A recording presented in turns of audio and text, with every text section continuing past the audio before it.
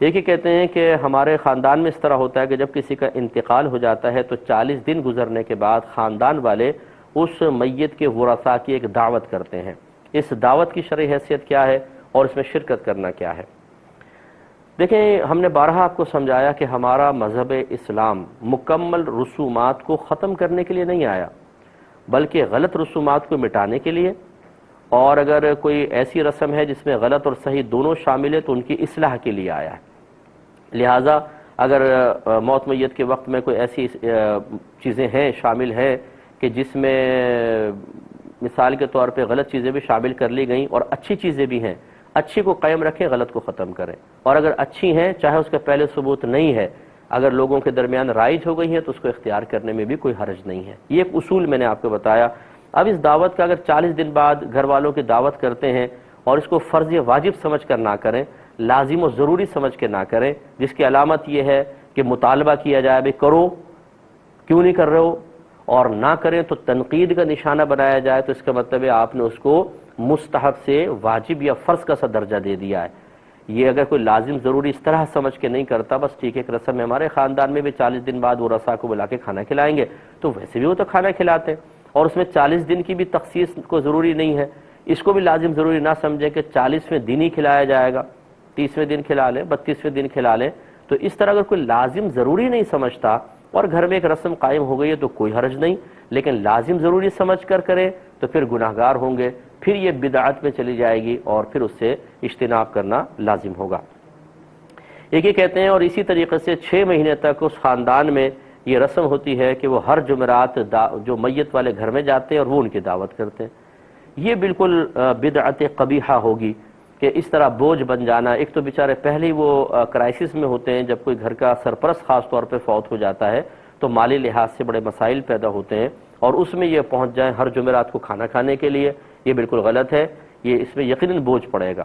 فرض کر لیں اگر وہ مالدار بھی ہیں تو ایک مالدار ہے نا، خاندان کے اندر سب تو مالدار نہیں ہوتے، اس طرح کے رسومات قائم کرنا یہ بہت ہی خطرناک قسم کا ہوتا ہے۔ اس میں بیچارے لوگ جو ہیں وہ بعض اوقات تو قرضے لے کر لوگوں کی تنقیدات سے بچنے کے لیے کرتے ہیں، اور اگر نہ کریں تو ان کو تانے دیے جاتے ہیں کہ ہمارا مرا تھا تو آ کے کھا لی تھی ہمارے گھر میں اور تم نہیں کر رہے ہو۔ یہ جو چیزیں ہیں یہ بالکل غلط ہیں اور شریعت اس کو شدید ترین ناپسند فرماتی ہے۔ اس طرح کے رسومات کو ختم کیا جائے، یہ بہت ہی ضروری ہے۔ ایک کویسچن یہ کیا تھا کہ قضاء عمری کا حساب کتاب انہوں نے کہا تھا کہ ذرا یہ بتا دیں کہ کیسے کیا جاتا ہے۔ دیکھیں، بارہا آپ کو بتایا کہ 15 سال میں انسان شرعی اعتبار سے بالغ ہو جاتا ہے، لڑکا ہو یا لڑکی ہو، اور وہ پاگل مجنون نہ ہو، کیونکہ پاگل مجنون شرعی احکام کا مکلف نہیں ہوتا۔ عاقل بالغ ہے، 15 سال کا ہو گیا ہے تو اب وہ شرعی احکام کا مکلف ہو جائے گا۔ تو بس حساب کتاب کرنے کا طریقہ یہ ہے کہ آپ 15 سال سے حساب کر لیں، اور محتاط اگر اندازہ کرنا ہو، یہ لکھا ہے علماء نے کہ 9 سال سے لڑکی حساب کرے اور لڑکا 12 سال سے کر لے، اور اگر اس میں سستی محسوس ہو یا نہ کرنا چاہیں تو بہرحال 15 سال سے کر لیں کہ 15 سال تو لازم بلوغت کی عمر ہوتی ہے۔ 15 سال سے آج تک جتنی آپ کی عمر ہے اس عمر میں آپ پہلے اس کو لکھ لیں ٹوٹل کتنی عمر بنی۔ مثال کے طور پہ 25 سال بنی، فرض کر لیں آپ اس وقت 40 سال کے ہیں تو 15 سال نکال دیں، 25 سال رہ گئے۔ اس میں اب آپ گمان کریں کہ کتنے عرصے کی میں نے نمازیں پڑھی ہوں گی، کتنے عرصے کی چھوڑی ہوں گی۔ لازم بات ہے کہ آپ ایکوریٹ تو شمار نہیں کر سکتے ہیں، تو اپنے قلب سے گواہی طلب کریں۔ کتنی چھٹی ہوں گی؟ 1 سال کی، 2 سال، 3 سال، 4 سال، 5 سال، یعنی اگر تمام نمازوں کو ملا لوں تو وہ کتنے سال کی نمازیں بنیں گی؟ جہاں دل مطمئن ہو جائے کہ ہاں 6 سال سے اوپر نہیں ہو سکتی، 5 سال سے اوپر نہیں ہو سکتی، بس اب آپ وہ لکھ لیں کہ مثلا دل نے گواہی دی کہ میں نے بہت پڑھی ہیں، 5 سال کی رہ گئی ہوں گی، آپ 5 سال لکھ لیں۔ اب 5 سال کے اندر سب سے پہلے ان کو دنوں میں ڈیوائیڈ کر لیں۔ ایک اسلامی سال 360 دن کا ہوتا ہے، تو 5 کو 360 سے ضرب دے لیں، جو تعداد نکل آئے گی کل دن نکل آئے۔ ایک دن میں 6 نمازیں ہوتی ہیں، فجر، ظہر، عصر، مغرب اور عشاء، وتر۔ عشاء کے فرائض الگ نماز کاؤنٹ ہوتی ہے، وتر علیحدہ، یہ 6 ہو گئیں۔ جتنے یہ کیلکولیشن دن نکلے تھے ہر ایک کو 6 سے ضرب دے لیں۔ اب جو آپ کے سامنے آئے گا وہ ہے کل نمازیں۔ تو اب ان میں یقینی سی بات ہے کہ انہیں ڈیوائیڈ کر لیں کہ 5 یعنی فجر کی ہوں گی، ظہر، عصر، مغرب، عشاء۔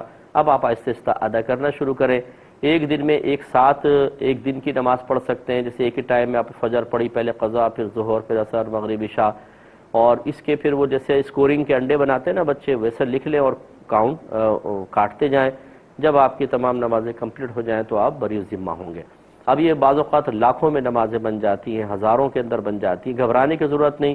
آپ کا کام ہے اللہ کی بارگاہ میں نماز قضا کرنے پر توبہ کر کے ان کی ادائیگی کو شروع کرنا. باقی کمپلیٹ ہو یا نہ ہو یہ بالکل آپ نہ گھبرائیں. جو حدیثوں کا خلاصہ وہ یہی ہمیں نظر آتا ہے کہ جب کوئی کسی اچھے کام کی ابتدا کر دیتا ہے اور اسے پورا نہ کر سکے، درمیان میں موت آ جائے، تو اللہ تبارک و تعالیٰ اس پر کرم فرما دیتا ہے. تو شروع ضرور کر لیں، باقی گھبرائیں نہیں، انشاءاللہ اللہ تعالیٰ کرم فرمائے گا.